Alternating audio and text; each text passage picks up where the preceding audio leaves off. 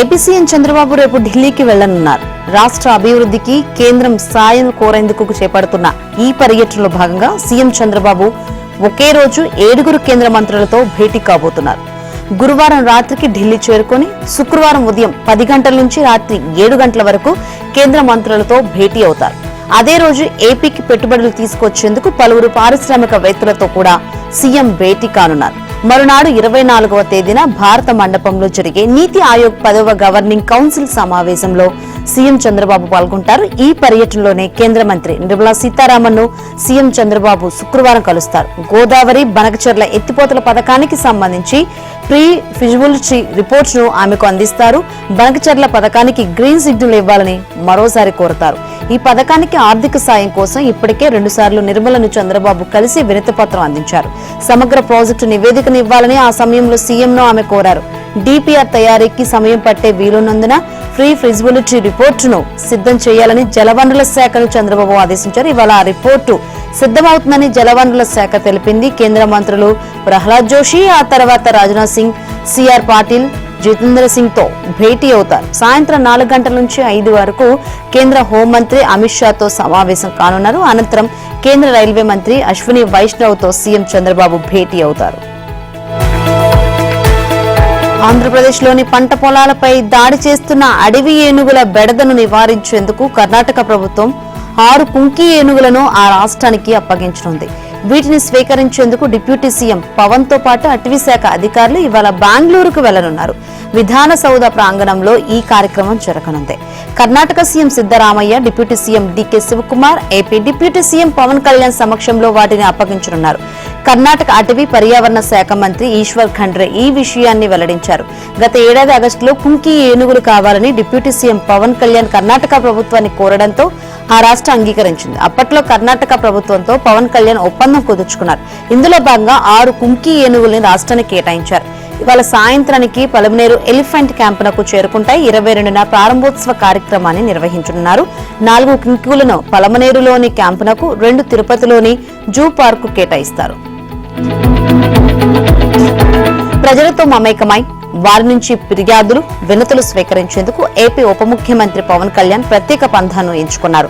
అభిమానుల తాకిడి, భద్రత కారణాల దృష్ట్యా గ్రామీణ ప్రజలతో పూర్తిగా మమేకం కాలేకపోతున్న ఆయన వీడియో కాన్ఫరెన్స్ ద్వారా ఒకరోజు ఒక గ్రామంలోని ప్రజలతో ముచ్చటించి వాళ్ళ సమస్యలను వినేందుకు మన ఊరి కోసం మాటామంతి అనే స్క్రీన్ గ్రీవెన్స్ కార్యక్రమానికి శ్రీకారం చుట్టారు. రేపు ప్రారంభం కానున్న ఈ కార్యక్రమంలో తొలుత శ్రీకాకుళం జిల్లా టెక్కలి సమీపంలోని రావివలస గ్రామ ప్రజలతో పవన్ మాట్లాడతారు. దీనికోసం టెక్కలిలోని భవానీ థియేటర్ ను వేదికగా ఎంచుకున్నారు.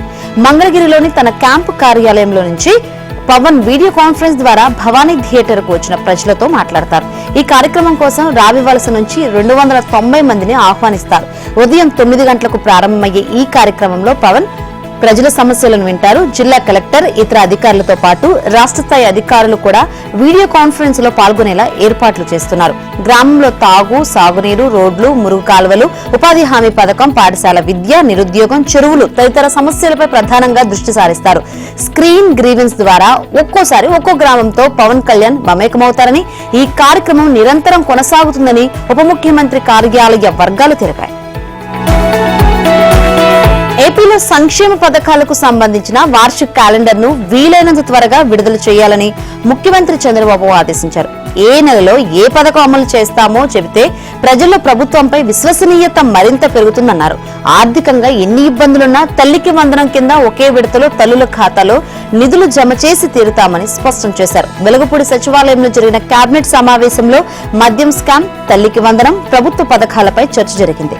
ప్రస్తుత ఆర్థిక దుస్థితిలో ఒకేసారి 10,000 కోట్లు పైచిలుకు నిధులు ఇవ్వడం అంటే ఖజానాపై భారీగా భారం పడుతుందని, తల్లికి వందనం కింద ఇచ్చే మొత్తాన్ని 2 విడతలుగా ఇస్తే బాగుంటుందని కొందరు మంత్రులు సూచించారు. చంద్రబాబు స్పందిస్తూ ఈ విషయంలో మరో ఆలోచనకు తావే లేదన్నారు. ఒకే విడతలో తల్లుల ఖాతాలో డబ్బులు జమ చేయాల్సిందేనని తేల్చి చెప్పారు.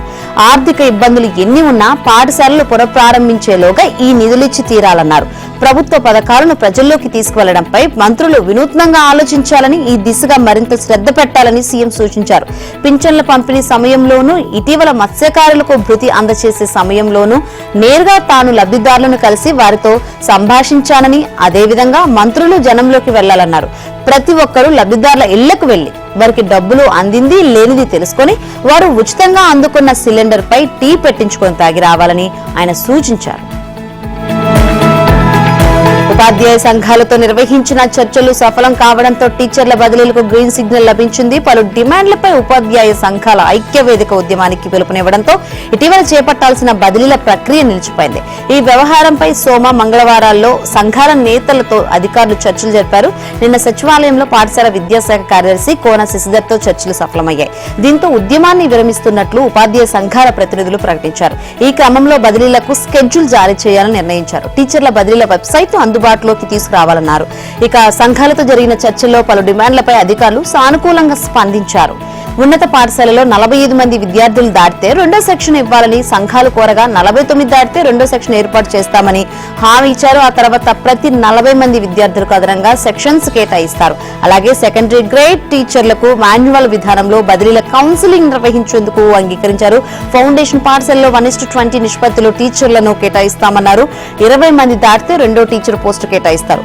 1382 మంది ఎస్జిటిలకు పదోన్నతి కల్పించి మోడల్ ప్రైమరీ పాఠశాలల ప్రధానోపాధ్యాయులుగా నియమిస్తారు. తెలుగు మీడియా అంశాన్ని మంత్రి లోకేష్ దృష్టికి తీసుకెళ్తామని అధికారులు హామీ ఇచ్చారు. ఉపాధ్యాయులు ఎంతో ఉత్కంఠగా ఎదురు చూస్తున్న బదిలీల ప్రక్రియ శుక్రవారం నుంచి ప్రారంభం కానుంది. దీనికి సంబంధించిన స్కెడ్యూల్ పాఠశాల విద్యాశాఖ డైరెక్టర్ గురువారం విడుదల చేయనున్నారు. ప్రభుత్వ సంస్కరణలతో రాష్ట్ర విద్యా వ్యవస్థలో మ్యాజిక్ జరుగుతోందని మంత్రి నారా లోకేష్ అన్నారు. దీనిపై దేశవ్యాప్తంగా చర్చ కూడా జరుగుతుందన్నారు. షైనింగ్ స్టార్స్ పేరుతో 10వ తరగతిలో టాపర్లుగా నిలిచిన 47 మంది విద్యార్థులను ఉండవల్లిలోని నివాసంలో ఆయన సన్మానించారు. ప్రముఖులు రచించిన 9 రకాల పుస్తకాలను వారికి కానుకగా అందజేశారు. ఆర్థిక ఇబ్బందులున్న తల్లిదండ్రులను తలెత్తుకొనిలా చేశారని లోకేష్ విద్యార్థులను కొనియాడారు. ఎన్ని కష్టాలు ఎదురైనా లక్ష్య సాధన కోసం పట్టుదలతో ముందుకు సాగాలన్నారు. అనేక సవాళ్లు ఉన్న విద్యాశాఖలో సంస్కరణలు చేపడుతున్నామని, నేడు మీరు సాధించిన విజయంతో ప్రభుత్వ విద్యా వ్యవస్థపై నమ్మకం పెరుగుతుందన్నారు. ఏపీ విద్యా వ్యవస్థకు మీరే బ్రాండ్ అంబాసిడర్లని తెలిపారు. జూన్ నెలాఖరుకు విద్యా సంస్కరణలు పూర్తి చేస్తామని మంత్రి అన్నారు. విద్యార్థులు అడిగిన పలు ప్రశ్నలకు మంత్రి లోకేష్ సరదాగా సమాధానాలు ఇచ్చారు. ఇక ఏపీలో నాలా చట్టాన్ని రద్దు చేస్తామని, సాదా బైరామాలను ల్యాండ్ రికార్డులుగా మార్చుకునే గడువును 2027 వరకు పొడిగిస్తున్నట్లు మంత్రి అనగాని సత్యప్రసాద్ ప్రకటించారు. ఫ్రీ హోల్డ్ భూములపై పేదలకు న్యాయం జరిగేలా నిర్ణయం తీసుకుంటామన్నారు. ఫ్రీ హోల్డ్ లో ఉన్న పేదల భూములను తీసుకోబోమని, ఎవరి భూముల్ని కక్ష సాధింపుగా 22A పెట్టాలనే ఉద్దేశం తమ ప్రభుత్వానికి లేదని స్పష్టం చేశారు. అమరావతి సచివాలయంలో భూ పరిపాలనలో సంస్కరణలపై మంత్రి అనగాని సత్యప్రసాద్ అధ్యక్షతన మంత్రివర్గ ఉపసంఘం సమావేశం జరిగింది. మంత్రులు Payyavula Keshav, Anam Ramanarayana Reddy, NMD Farooq, P Narayana, TG Bharath పాల్గొన్నారు. ఫ్రీ హోల్డ్ భూములు, 22A నుంచి భూముల తొలగింపు, నాలా రద్దు, సాదా బైనమాలపై చర్చించారు. ఫ్రీ హోల్డ్ భూముల్లో 10 కేటగిరీలకు గాను 8 కేటగిరీలకు ఉపసంఘం గ్రీన్ సిగ్నల్ ఇచ్చిందని తెలిపారు. దాదాపు 3 నుంచి 4 లక్షల ఎకరాల భూములను గత ప్రభుత్వ నిబంధనలకు విరుద్ధంగా తమ అనుయాయులకు ఫ్రీ హోల్డ్ చేసిందని ఆగ్రహం వ్యక్తం చేశారు. ఒక సర్వే నంబర్లోని 30 ఎకరాల్లో 22Aలో 2 ఎకరాలు ఉంటే మొత్తం భూమిని పెట్టిన పరిస్థితి ఉందన్నారు. అన్నిటిని పరిశీలించి నిజమైన భూ యజమానులు, పేదలకు నష్టం జరగకుండా చూడాలని అధికారులను ఆదేశించామన్నారు. ఇక నేనొచ్చానంటే ఎవరిని బతకనివ్వను, ఇది వైసీపీ అధ్యక్షుడు జగన్ చెప్పకనే చెబుతున్న మాట. తాను అధికారంలోకి ఉన్న 5 ఏళ్లు టీడీపీ కార్యకర్తలపైన, నేతలపైన, చివరికి చంద్రబాబు పైన కేసులు పెట్టి అరెస్ట్ చేయించిన జగన్ ఇప్పుడు తప్పుడు కేసులు, అక్రమ అరెస్టులని ఆక్రోశిస్తున్నారు. తన హయాంలో జరిగిన అరాచకాలన్నీ మీరు నాటిన విత్తనం పెరిగి పెద్దదై మిమ్మల్నే కవలిస్తుంది అని టీడీపీ సర్కార్ను హెచ్చరిస్తున్నారు. తాజాగా మరోసారి ముఖ్యమంత్రి చంద్రబాబు పైన, పోలీసు వ్యవస్థ పైన బెదిరింపులకు దిగారు. తాడేపల్లి నివాస ప్రాంగణంలోని వైసీపీ కేంద్ర కార్యాలయంలో ఆ పార్టీ స్థానిక సంస్థల ప్రతినిధులు, నేతలు, ఎమ్మెల్సీలతో జగన్ సమావేశమయ్యారు. ఏపీలో రాక్షస పాలన సాగుతుందని ఆరోపించారు. తన జోలికి, తన వాళ్ళ జోలికి వచ్చిన ప్రతి ఒక్కరికి జగన్ 2.0లో అసలు సినిమా చూపిస్తానంటూ బెదిరింపులకు దిగారు. కళ్ళు మూసుకుంటే ఒక ఏడాది పూర్తయిందని, మరో 3 ఏళ్లు కళ్ళు మూసుకుంటే తానే అధికారంలోకి వచ్చేస్తానని జగన్ చెప్పుకొచ్చారు. రెడ్ బుక్ అనగానే వైసీపీ కార్యకర్త జోలికి వచ్చిన ప్రతి ఒక్కరి పేరు రాసుకోవాలని వైసీపీ నేతలకు జగన్ సూచించారు. వైసీపీ జోలికి వచ్చిన పోలీసు అధికారులు రిటైర్ అయినా, విదేశాలకు వెళ్లినా, సప్త సముద్రాల అవతల దాక్కున్న లాకొచ్చి మరి వారికి సినిమా చూపిస్తామని జగన్ అన్నారు. ఇక అప్పుడెప్పుడో బోఫోర్స్ స్కామ్ నుంచి తాజాగా ఢిల్లీలో జరిగిన లిక్కర్ స్కామ్ దాకా స్వతంత్ర భారతదేశంలో ఎన్నో కుంభకోణాలు వెలుగు చూశాయి. కానీ వైఎస్ జగన్మోహన్ రెడ్డి హయాంలో జరిగిన మద్యం కుంభకోణానికి మరేది సాటిరాదు. ఇది మదర్ ఆఫ్ ఆల్ స్కామ్స్ అని ఆర్థిక నిపుణులే చెబుతున్నారు. సరుకు ఆర్డర్ ఇచ్చారు, కమిషన్లు పుచ్చుకున్నారు. ఇది ఇద్దరి మధ్య జరిగిన వ్యవహారం. మద్యం కంపెనీలు తమ లాభంలోంచి తీసి కొంత మొత్తాన్ని కమిషన్లుగా చెల్లించాయి. ప్రభుత్వ ఖజానాకు వచ్చిన నష్టమేమిటి అని అమాయకంగా ప్రశ్నించిన వాళ్ళు ఉన్నారు. కానీ జగన్ హయాంలో మద్యం స్కామ్ 2 దశల్లో నడిచింది. మొదటి దశలో ఒక్కో కేసుకు ఇంత చొప్పున కమిషన్ ఫిక్స్ చేసి మద్యం తయారీదారుల నుంచి ముడుపులు పిండుకున్నారు. రెండో దశలో నడిచిందే కీలకం. అది ప్రభుత్వం సొమ్మును మద్యం కంపెనీలకు అదనంగా ఇచ్చి అదే మొత్తాన్ని తమ ప్యాలెస్ కు మళ్లించారు. జగన్ హయాంలో జరిగిన మద్యం కుంభకోణంలో సుమారు 3100 కోట్లు చేతులు మారాయి. ప్రభుత్వం ద్వారా మద్యం దుకాణాలు నడపాలన్నది ఒక మాస్టర్ ప్లాన్. ప్రైవేటు మద్యం దుకాణాలతో ముడుపులు లభించే అవకాశం లేదు. మహా అయితే తమ నేతలు, అనుచరులకు షాపులు దక్కుతాయి. వాటి ఆదాయము వారికే వస్తుంది. కానీ మాకేంటి అని నాటి ప్రభుత్వ పెద్దలు ఆలోచించారు. అందుకే ప్రభుత్వ మద్యం షాపులు తీసుకొచ్చారు. 2019 ఏడాది చివరి నుంచే వైసీపీ పెద్దలు మద్యం కంపెనీలతో బేరసారాలు ప్రారంభించారు. సరుకు మీదే, కానీ షాపులు ప్రభుత్వానివి. వాటిలో మీ మద్యం అమ్మితే కేసుకు ఎంత ఇస్తారు అని ప్రశ్నించారు. లిక్కర్ కు 200, బీరుకు 50 చొప్పున తమకు ఇవ్వాలని ఒత్తిడి చేశారు. ఉమ్మడి రాష్ట్ర చరిత్రలోనే ఎప్పుడూ ప్రభుత్వ పెద్దలు ఇలా మద్యం కంపెనీలను ముడుపులు అడిగింది లేదు. తొలిసారి ఈ మాట విని మద్యం కంపెనీలు అవాక్కయ్యాయి. కమిషన్లు ఇచ్చుకోవడం ఇష్టం లేని కంపెనీలు ఏపీలో వ్యాపారం వదులుకున్నాయి. కొన్ని కంపెనీలు మాత్రం వైసీపీ పెద్దలు అడిగిన మేరకు ముడుపులు సమర్పించుకున్నాయి.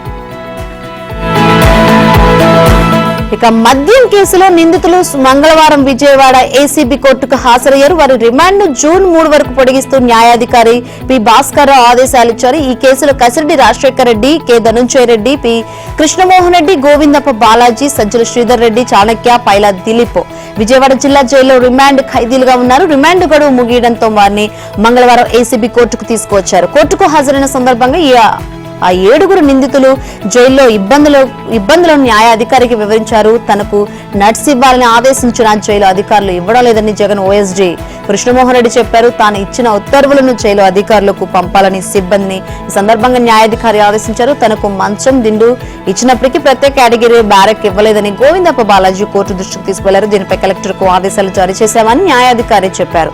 ఇక మంచం దిండి ఇవ్వాలని సజ్జల శ్రీధర్ రెడ్డి కోరారు. దీనిపై పిటిషన్ దాఖలు చేయాలని న్యాయాధికారి సూచించారు. దీనికి ముందు శ్రీధర్ రెడ్డి మాట్లాడుతుండగా యు ఆర్ వెరీ యాక్టివ్ అంటూ న్యాయాధికారి వ్యాఖ్యానించారు. జైల్లో పరిశుభ్ర వాతావరణం ఉండట్లేదని, నడుస్తుంటే జారుతుందని, 2 రోజుల క్రితం తాను కాలు జారి పడిపోయానని మాజీ ఐఏఎస్ అధికారి ధనుంజయ రెడ్డి తెలిపారు. మద్యం కేసులో సిట్ దర్యాప్తును, దాని పురోగతిని ఎప్పటికప్పుడు ఏసీబీ కోర్టుకు తెలియజేయాలని దర్యాప్తు అధికారిని న్యాయాధికారి ఆదేశించారు. సిట్ దాఖలు చేసిన మెమోలో కొత్త విషయాలేమీ లేవన్నారు. మద్యం కేసులో నిందితులు రాజ్ కసిరెడ్డి, సజ్జల శ్రీధర్ రెడ్డి, పైల దిలీప్ దాఖలు చేసిన బెయిల్, గోవిందప్ప బాలాజీని కస్టడీని కోరుతూ సిట్ అధికారులు దాఖలు చేసిన పిటిషన్లపై విచారణను ఏసీబీ కోర్టు ఇవాళకి వాయిదా వేసింది. మూలన పడేసిన పోలవరం ఎత్తిపోతల పథకం మళ్లీ తెరపైకి వచ్చింది. దీనిని చేపట్టేందుకు సిద్ధమైన ప్రాజెక్టు ఇంజనీరింగ్ అధికారులు ఆకస్మికంగా పూర్వపు జీవో 134 ను బయటకు తీయడం కలకలం రేపుతుంది. వాస్తవానికి పోలవరం ఉసురు తీసేలా దాని ఎత్తును 45.72 మీటర్ల నుంచి 41.15 మీటర్లు కుదిస్తూ ముఖ్యమంత్రిగా నాడు వైఎస్ జగన్మోహన్ రెడ్డి నిర్ణయం తీసుకున్నారు. నిల్వ సామర్థ్యాన్ని తగ్గించినందుకు విరుగుడుగా డెడ్ స్టోరేజ్ నుంచి గోదావరి జలాలను పశ్చిమ గోదావరి మెట్ట ప్రాంతానికి తీసుకెళ్లిందంటూ 912.84 కోట్లతో ఎత్తిపోతల పథకం నిర్మించాలని జీవో 134 జారీ చేశారు. ప్రాజెక్టు డెడ్ స్టోరేజ్ లో 35 మీటర్ల వద్ద నుంచి ఎత్తిపోతల ద్వారా నీటిని తోడేందుకు ఆమోద ముద్ర వేశారు. దీనిపై అప్పట్లోనే సాగునీటి రంగ నిపుణులు, సాగునీటి సంఘాల సమైక్య ప్రతినిధులు పెద్ద ఎత్తున నిరసన తెలిపారు. పోలవరం బ్యారేజ్గా మిగిలిపోతుందంటూ ఆంధ్రజ్యోతి వరుస కథనాలు ప్రచురించింది. నాడు ప్రతిపక్ష నేతగా ఉన్న చంద్రబాబు కూడా ఈ నిర్ణయాన్ని ఆక్షేపించారు. ఎత్తును కుదించడం వల్ల 194.60 టీఎంసీల నిల్వ సామర్థ్యం నుంచి 119 టీఎంసీల నిల్వకు ప్రాజెక్టు పరిమితం అవుతుందని, బహుళార్థక సాధక ప్రాజెక్టు నుంచి చిన్న తరహా బ్యారేజ్గా పోలవరం మిగిలిపోతుందని, దీనిని పూర్తి చేసినా గోదావరి జిల్లాలకు సాగునీరు అందదని నిపుణులు హెచ్చరించారు.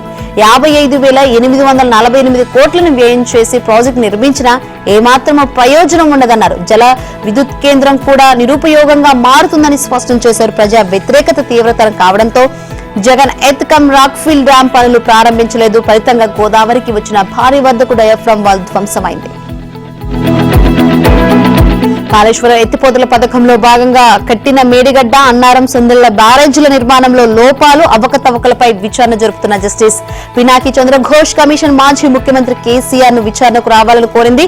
ఈ మేరకు ఆయనకు సమ్మన్లు పంపింది. కమిషన్ ముందు జూన్ 5వ తేదీన విచారణకు హాజరు కావాలని అందులో పేర్కొంది. ఆయనతో పాటు బ్యారేజీల నిర్మాణ కాలంలో నీటి పారుదల శాఖ మంత్రిగా ఉన్న హరీష్ రావు, ఆర్థిక మంత్రిగా ఉన్న ఈటెల రాజేందర్ కు కూడా సమ్మన్లు జారీ చేశారు. హరీష్ ను జూన్ 6, ఈటలను జూన్ 9న హాజరవ్వాలని కోరారు. 3 పేజీల సమన్లను ముగ్గురికి నేరుగా వ్యక్తిగతంగా పంపడమే కాకుండా రిజిస్టర్ పోస్ట్ ద్వారా కూడా కమిషన్ పంపింది. 2016లో కాళేశ్వరం ప్రాజెక్టు బ్యారేజీల నిర్మాణం ప్రారంభమైంది. 2019 మేలో పూర్తయింది. 2016 నుంచి 2018 సెప్టెంబర్ 6 వరకు నీటిపారుదల శాఖ మంత్రిగా హరీష్ రావు ఉన్నారు. కాళేశ్వరం ప్రాజెక్టు నిర్మాణంపై విధాన నిర్ణయం కేసీఆర్ తీసుకున్నారు. అన్నారం, సందెళ్ల బ్యారేజీల స్థలాల మార్పు నిర్ణయం కూడా కేసీఆర్దే. కాళేశ్వరం ప్రాజెక్టు విచారణ కమిషన్ నోటీసులకు ఎలా స్పందిద్దాం? విచారణకు వెళ్లాలా వద్దా? లిఖితపూర్వకంగా వివరణ ఇద్దామా? న్యాయ నిపుణుల సలహాతో ముందుకు వెళ్దామా? కిమ్ కర్తవ్యం అంటూ కేసీఆర్ సమాలోచనలు చేస్తున్నట్లు తెలుస్తోంది. ఈ నేపథ్యంలో హరీష్ రావు ఎర్రవెల్లిలోని కేసీఆర్ ఫామ్ హౌస్ లో ఆయనతో భేటీ అయినట్లు తెలుస్తుంది. జస్టిస్ పిసి ఘోష్ నుంచి తనకు ఎలాంటి నోటీసులు రాలేదని ఎంపీ ఈటెల రాజేందర్ అన్నారు. కమిషన్ నుంచి తనకు నోటీసులు వస్తే ఆ అంశంపై స్పందిస్తానన్నారు. ఎమ్మెల్యేలు తమ నియోజకవర్గాల్లో లోటుపాట్లను సరిదిద్దుకోవాలని, ప్రజలకు మరింత చేరువ కావాలని సీఎం రేవంత్ రెడ్డి సూచించారు. ఇందిరమ్మ ఇళ్లు, రాజీవ్ యువ వికాసం తదితర సంక్షేమ పథకాలకు లబ్ధిదారుల ఎంపికలో మార్గదర్శకాలను ఖచ్చితంగా పాటించాలన్నారు. పథకాల అమల్లో ప్రభుత్వానికి, పార్టీకి చెడ్డ పేరు రాకుండా చూసుకోవాలని, పనితీరును మరింత మెరుగుపరుచుకోవాలని అన్నారు. స్థానిక ఎన్నికల్లో కాంగ్రెస్ గెలిపే లక్ష్యంగా పనిచేయాలని సూచించారు. కొద్ది రోజుల కిందట జరిగిన సిఎల్పి సమావేశంలో పార్టీ ఎమ్మెల్యేలతో తాను ముఖాముఖిగా భేటీ అవుతానని, ఈలోగా తమ నియోజకవర్గాల్లో ఉన్న సమస్యల జాబితాను రూపొందించుకోవాలని సీఎం రేవంత్ హామీ ఇచ్చారు. ఇందులో భాగంగానే ఇప్పటికే మహబూబ్ నగర్ పార్లమెంటు నియోజకవర్గ పరిధిలోని కాంగ్రెస్ ఎమ్మెల్యేలతో సమావేశమై వారికి దిశానిర్దేశం చేశారు. మంగళవారం నాగర్ కర్నూలు, మెదక్, మల్కాజ్గిరి పార్లమెంటు నియోజకవర్గాల పరిధిలోని ఎమ్మెల్యేలతో భేటీ అయ్యారు. ఈ సమావేశంలో ఎమ్మెల్యేలు మేఘారెడ్డి, చిక్కుడు వంశీకృష్ణ, కసిరెడ్డి నారాయణరెడ్డి, మైనంపల్లి రోహిత్, శ్రీ గణేష్ పాల్గొన్నారు. ఒక్కో ఎమ్మెల్యేకు 10 నుంచి 15 నిమిషాల సమయం ఇచ్చి మాట్లాడిన ముఖ్యమంత్రి ముందుగా నియోజకవర్గ సమస్యలపై వారు చెప్పాలని సూచించారు. అయితే దీంతో క్షేత్రస్థాయిలో తాము ఎదుర్కొంటున్న సమస్యలు, ఆయా నియోజకవర్గాల్లో తక్షణం పూర్తి చేయాల్సిన అభివృద్ధి కార్యక్రమాలను ఎమ్మెల్యేలు వివరించారు. ఆపై ఆయా అభివృద్ధి కార్యక్రమాలకు నిధులు మంజూరు చేస్తానని హామీ ఇచ్చిన సీఎం సంబంధిత ప్రతిపాదనలను అధికారులకు అందజేశారు. నియోజకవర్గాల్లో ఎమ్మెల్యేల పనితీరుపై ఇంటెలిజెన్స్ నివేదికల ఆధారంగా తగిన సూచనలు చేశారు. అఖిల భారత సర్వీస్ అధికారులు, ప్రభుత్వ అధికారులు, ఉద్యోగుల్లో కొందరు పరిధి దాటి ప్రవర్తిస్తూ ఉండడం, హద్దులను మరిచి అత్యుత్సాహం ప్రదర్శిస్తూ ఉండడాన్ని తెలంగాణ ప్రభుత్వం తీవ్రంగా పరిగణించింది. వారు తమ విధులకు కట్టుబడి ఉండాలని, సర్వీస్ నిబంధనలకు అనుగుణంగా నడుచుకోవాలని సూచించింది. బహిరంగ సభల్లో మితిమీరిన జోక్యం చేసుకోవద్దని, హుందాగా వ్యవహరించాలని హెచ్చరించింది. సమూహాలు బహిరంగ సభల్లో పాల్గొనడంలో అత్యుత్సాహం ప్రదర్శిస్తే ప్రజల్లోకి తప్పుడు సంకేతాలు వెళ్తాయని తెలిపింది. ఇటీవల చోటు చేసుకుంటున్న కొన్ని ఉదంతాల నేపథ్యంలో సర్కార్ ఈ హెచ్చరికలు జారీ చేసింది. ఈ మేరకు తెలంగాణలోని అఖిల భారత అధికారులు, ప్రభుత్వ అధికారులు, ఉద్యోగులు విధులకు కట్టుబడి హద్దుల్లో ఉండాలని పేర్కొంటూ ప్రభుత్వ ప్రధాన కార్యదర్శి రామకృష్ణారావు 2 వేర్వేరు అంతర్గత ఉత్తర్వులు జారీ చేశారు. ఇటీవల కొంతమంది అధికారులు బహిరంగ సభలు, ప్రజా సమూహాల్లో అనుచితంగా ప్రవర్తించిన ఉదంతాలు తమ దృష్టికి వచ్చాయని ప్రభుత్వం తెలిపింది.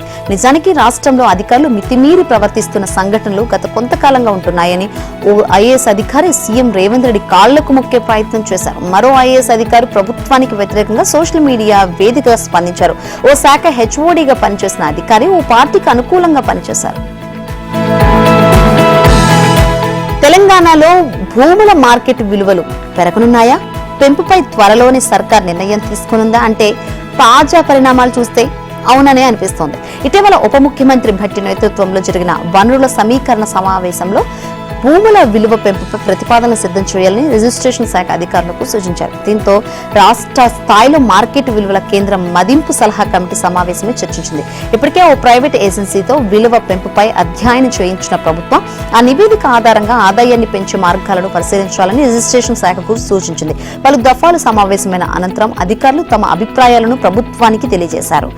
రకరకాల కారణాలతో వాయిదా పడుతూ వస్తున్న విలువల పెంపుపై త్వరలోనే నిర్ణయం తీసుకోవాలని యోచిస్తున్న సర్కార్ తాజాగా నివేదిక ఇవ్వాలని కోరడంతో పెంపు ఖాయమని చర్చ జరుగుతుంది. రిజిస్ట్రేషన్ శాఖ ఐజీ చైర్మన్ గా, జాయింట్ ఐజీ కన్వీనర్ గా వ్యవహరించే సివిఎస్సికి కార్యదర్శిగా సిసిఎల్ఏ, ఇతర శాఖల అధికారులు సభ్యులుగా ఉంటారు. ఈ కమిటీ భూముల మార్కెట్ విలువలను సమీక్షించి అవసరమైన సిఫార్సులతో ప్రభుత్వానికి నివేదిక అందజేస్తుంది. ఇందులో భాగంగానే మంగళవారం రిజిస్ట్రేషన్ శాఖ కార్యాలయంలో సివిఎస్సి సమావేశమే మార్కెట్ విలువలపై చర్చించింది. మరోసారి సమావేశమే పూర్తి స్థాయి నివేదికను ప్రభుత్వానికి అందించనుంది. భూభారతి చట్టం రైతుల ఇంటి చుట్టమని మంత్రి పొంగులేటి శ్రీనివాసరెడ్డి అన్నారు. రైతులు తమ భూ వివాదాల పరిష్కారం కోసం కోర్టుల చుట్టూ తిరగకుండా ఉండేందుకు భూభారతి చట్టాన్ని తెచ్చామని తెలిపారు. ప్రస్తుతం పెండింగ్ లో ఉన్న జటిలమైన భూ సమస్యలను ఈ చట్టం ద్వారా వచ్చే ఆగస్టు 15 పరిష్కరిస్తామని చెప్పారు. ఇందుకు సంబంధించి రెవెన్యూ అధికారులే రైతుల ఇళ్ల వద్దకు వచ్చి వారికి దరఖాస్తు ఫారం అందజేస్తారని పేర్కొన్నారు. పెద్దపల్లి జిల్లా ముప్పిరితోట, కరీంనగర్ జిల్లా ఘనాపూర్ గ్రామాల్లో, మంచిర్యాల జిల్లా భీమారం మండలం కేంద్రంలో భూభారతి చట్టంపై నిర్వహించిన అవగాహన సదస్సులో పొంగిలేటి పాల్గొన్నారు. తెలంగాణలో పలుచోట్ల నెలకొన్న ప్రభుత్వ, అటవీ, ప్రైవేటు భూముల గట్టు పంచాయతీలకు త్వరలోనే పరిష్కారం లభిస్తుందన్నారు. గతంలో ఇందిరాగాంధీ ప్రధానిగా ఉన్నప్పుడు రాష్ట్రంలో 25 లక్షల ఎకరాల భూమిని పేదలకు పంచారని, ఆ భూములను సాగు చేసుకుంటున్న వారసుల్లో అర్హులకు సీఎం రేవంత్ రెడ్డి త్వరలో పట్టాలు పంపిణీ చేస్తారని తెలిపారు. ఆధార్ లాగా భూములకు భూధార్ కార్డు ఇస్తామని, ఈ నెంబర్తో ఆన్లైన్లో రైతులకు తమ భూముల వివరాలు చూసుకోవచ్చని మంత్రి పొంగిరెడ్డి అన్నారు. సర్వే చేసిన తర్వాత రిజిస్ట్రేషన్ చేసి ఆ మ్యాపులను పాస్బుక్ లో జోడిస్తామన్నారు.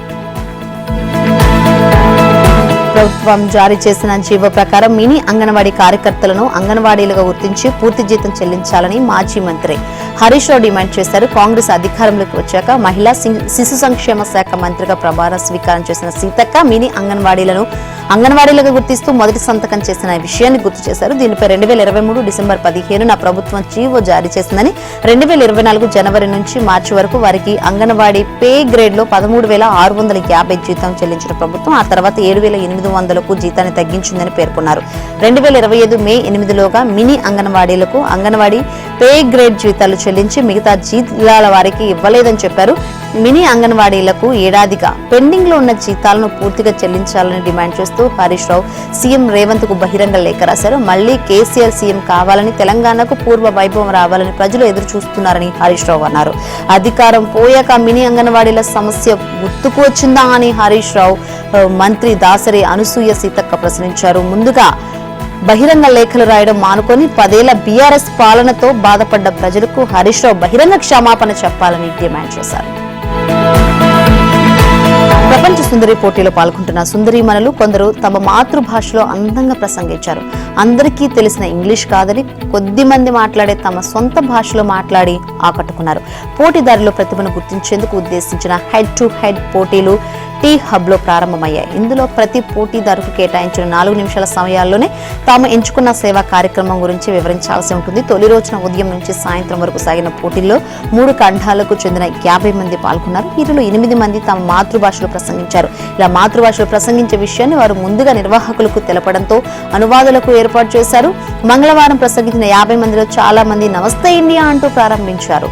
20 రోజులుగా సాగుతున్న మిస్ వరల్డ్ పోటీలో కీలక దశ ప్రారంభమైంది. ఆడుతూ పాడుతూ పర్యాటక ప్రాంతాల్లో తిరుగుతూ సాగిన అందాల పోటీలు మంగళవారం నుంచి రసవత్తరంగా మారాయి. మొత్తం 6 విభాగాలు: ఎత్తు, శరీర ఆకృతి ఆధారంగా గుర్తించే బ్యూటీ, క్రీడల్లో ప్రతిభను చాటే స్పోర్ట్స్, ఆకట్టుకునేలా ఫ్యాషన్, వ్యాపార ఆలోచనలు తెలిపే బిజినెస్, సామాజిక సేవ గురించి వివరించే హెడ్ టు హెడ్, అప్పటికప్పుడు ప్రశ్నలు వెంటనే సమాధానాలు చెప్పాల్సిన 1-on-1 పోటీలు ఉంటాయి. ప్రతి పోటీలో ప్రతిభ ఆధారంగా 1 నుంచి 107 వరకు ర్యాంకులు ఇస్తారు.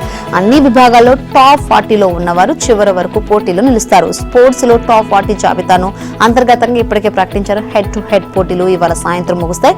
ఇలా 6 విభాగాల్లో పోటీలు ముగిశాక టాప్ 40 జాబితాను ప్రకటిస్తారు. తుది పోటీలు ఈ నెల 31న జరగనున్నాయి.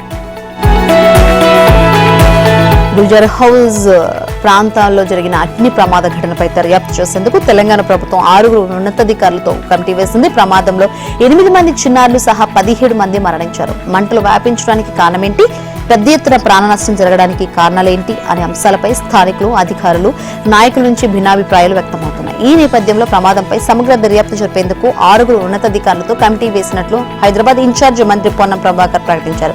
GHMC commissioner RV Karnan, Hyderabad collector Anudeep Gurishetti, Hyderabad police commissioner CV Anand, అగ్నిమాపక శాఖ DG Nagireddy, hydro commissioner Ranganathan, TSS SP, DCL CMD Musharraf తో కమిటీని వేసినట్లు తెలిపారు. పెద్ద అగ్ని ప్రమాదాలు జరిగినప్పుడు వెంటనే అధికారులు తీసుకోవాల్సిన జాగ్రత్తలతో పాటు నష్టాన్ని తగ్గించడంపై ప్రత్యేక కార్యాచరణ రూపొందించాల్సిందిగా కమిటీని ఆదేశించినట్లు సమాచారం. ప్రమాదం జరిగిన ఇంట్లో మంగళవారం ఫోరెన్సిక్ క్లూస్ టీం అధికారులు మృతుల బంధువుల సమక్షంలో 3 గంటల పాటు తనిఖీలు చేశారు. ఇంటి లోపలికి వెళ్లే ప్రధాన మార్గం మొదలుకొని లోపాలున్న కొద్దిపాటి పార్కింగ్ స్థలం, అక్కడ మెట్ల మార్గం, ఇంట్లోని గదులను పరిశీలించారు. పేలిపోయిన ఏసీ కంప్రెషర్ ముక్కలు, కాలిపోయిన ఇతర వస్తువుల నమూనాలను సేకరించారు.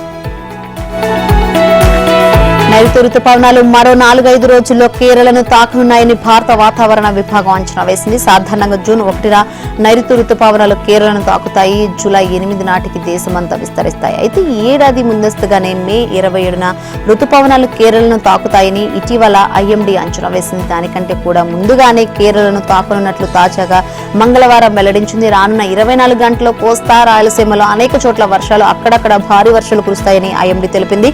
రానున్న 2 రోజుల్లో ఏపీ వ్యాప్తంగా ఆకాశం మేఘావృతమై ఉరుములు, మెరుపులు, పిడుగులతో కూడిన వర్షాలు కురిసే అవకాశం ఉందని విపత్తుల నిర్వహణ సంస్థ తెలిపింది.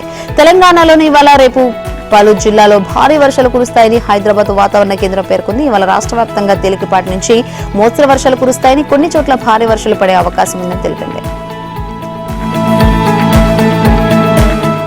బలమైన ఆధారాలతో పిటిషనర్లు సవాలు చేసే వరకు పార్లమెంటు చేసిన చట్టాలను రాజ్యాంగబద్దమైనవిగానే పరిగణిస్తామని సుప్రీంకోర్టు స్పష్టం చేసింది. ఇటీవల పార్లమెంటు ఆమోదించిన వక్ఫ్ సవరణ అమలు చేయకుండా మధ్యంతరం ఊరట కల్పించాలంటే స్పష్టంగా ఉన్న బలమైన కారణాన్ని చూపించాల్సిందేనని పిటిషనర్లకు స్పష్టం చేసింది. Justice BR Gavai, justice Augustine George మాసీలతో కూడిన ధర్మాసనం వక్ఫ్ చట్టంపై దాఖలైన పలు పిటిషన్ల మీద విచారణ జరిపింది. కోర్టులు వక్ఫ్గా ప్రకటించినవి, భూమిని వినియోగిస్తున్న వారు వక్ఫ్గా ప్రకటించినవి, ఆస్తిని రాసివ్వడం ద్వారా వక్ఫ్గా ప్రకటించినవి, ఈ 3 రకాల ఆస్తులు డీనోటిఫై చేసే అధికారాన్ని ప్రభుత్వానికి కట్టబెట్టే ప్రస్తుత చట్ట నిబంధనలకు పిటిషనర్లు ప్రధానంగా వ్యతిరేకిస్తున్నారు. చట్టాన్ని వ్యతిరేకిస్తూ పిటిషన్లు వేసిన వారి తరపున కపిల్ సిబల్ వాదనలు వినిపించారు. కొత్త చట్టంతో న్యాయ ప్రక్రియతో నిమిత్తం లేకుండా వక్ఫ్ ఆస్తులను లాక్కునే అవకాశం ఉందని ఆందోళన వ్యక్తం చేశారు. పథకం ప్రకారం వక్ఫ్ ఆస్తులను స్వాధీనం చేసుకునే కార్యక్రమమని సిబల్ వ్యాఖ్యానించారు. ప్రభుత్వ అధికారి ఆదేశాలతో వక్ఫ్ ఆస్తులను ప్రభుత్వ ఆస్తులుగా ప్రకటించే పరిస్థితి నెలకొందని, బాధితులు కోర్టుల ద్వారా ఊరట పొందే అవకాశం కూడా లేదని ఆవేదన వ్యక్తం చేశారు. వక్ఫ్ అంటే శాశ్వతంగా అల్లాకు సమర్పించే ఆస్తి అని, కొత్త చట్టం వల్ల శాశ్వతం అనే భావనకు భంగం కలుగుతుందని పేర్కొన్నారు. భారతదేశానికి చెందిన అండర్ కవర్ ఏజెంట్లను గుర్తించేందుకు పాకిస్తాన్ గూఢచార్య సంస్థ ఐఎస్ఐ యూట్యూబర్ జ్యోతి మల్హోత్రాను ఉపయోగించుకున్నట్లు విశ్వసనీయ వర్గాలు చెబుతున్నాయి. గూఢచార్య కేసులో అరెస్ట్ అయి 5 రోజుల పోలీస్ కస్టడీలో ఉన్న జ్యోతి మల్హోత్రాను ఎన్ఐఏ, ఐబీ, హర్యానా పోలీసు అధికారులు విచారిస్తున్నారు. అందులో భాగంగా ఆమె ఫోన్లు, వాట్సాప్ చాట్లను పరిశీలించగా భారతదేశం నిర్వహించే అండర్ కవర్ ఆపరేషన్లపై ఆమె అలీ హసన్ అనే ఐఎస్ఐ హ్యాండ్లర్తో సంకేత భాషలో చాట్ చేసినట్టు వెల్లడైంది. ఆమె అటారీ సరిహద్దు సందర్శనకు వెళ్లినప్పుడు అక్కడ ఎవరైనా అండర్ కవర్ ఏజెంట్లకు ప్రత్యేక ప్రోటోకాల్ అమలు చేస్తున్నట్లు గమనించావా అని అలీ హసన్ ఒక చాట్ లో ఆమెను ప్రశ్నించినట్లు, అలాంటిదేమీ తాను గమనించలేదని ఆమె సమాధానం ఇచ్చినట్లు దర్యాప్తు అధికారులు గుర్తించారు. దర్యాప్తులో భాగంగా తాము అడుగుతున్న ప్రశ్నలకు ఆమె సమాధానం ఇవ్వకుండా దాటవేసిందని, తమను తప్పుదోవ పట్టించే ప్రయత్నం కూడా చేసిందని దర్యాప్తు అధికారులు చెబుతున్నారు. ఆమె డైరీలో 11 పేజీల్లో ఆమె పాక్ పర్యటనల గురించి రాసుకున్నట్లు అధికారులు గుర్తించారు. కోవిడ్ మహమ్మారి ఆసియా ఖండంలో మళ్లీ విజృంభిస్తుంది. ముఖ్యంగా హాంకాంగ్, సింగపూర్, థాయిలాండ్, చైనాలో వ్యాప్తి చెందుతుంది. రోజు రోజుకు పాజిటివిటీ రేటు పెరుగుతుంది. భారత్లో 257 కేసులు నమోదయ్యాయి. JN1 వేరియంట్, దాని ఉపరకాలు LF7, NB18 కారణంగా కోవిడ్ వ్యాప్తి అధికంగా ఉన్నట్లు సింగపూర్ ఆరోగ్య శాఖ తెలిపింది. JN.1 రకం వేరియంట్ పెరగడాన్ని బట్టి ఇంతకు మునుపు తీసుకున్న వ్యాక్సిన్ల ప్రభావం తగ్గుతున్నట్లు స్పష్టమవుతుందని పేర్కొంది. సింగపూర్లో ఏప్రిల్ 27, మే 3 మధ్య 14,000 కేసులు వెలుగు చూడగా అంతకుముందు వారం 11,000 కేసులున్నట్లు ఆ దేశ ఆరోగ్య శాఖ వెల్లడించింది. అయితే ఐసీయూలో చేరికలు స్వల్పంగా ఉన్నట్లు తెలిపింది. అటు థాయిలాండ్లో ఈ నెల 11 నుంచి 17 మధ్య కాలంలో 33,000 కేసులు నమోదయ్యాయి. ఒక్క బ్యాంకాక్ లోనే 6,000 కేసులున్నాయి. హాంకాంగ్ లోను కోవిడ్ కేసులు గత నెల 6 నుంచి 12 తేదీల్లో 6.21%తో పోలిస్తే 13.66% చేరుకుంది. చైనాలో పాజిటివిటీ రేటు 3.3% నుంచి 6.3% పెరిగింది. అన్ని విభాగాల్లోనూ రాణించిన రాజస్థాన్ రాయల్స్ ఐపీఎల్ సీజన్ ను విజయంతో ముగిసింది.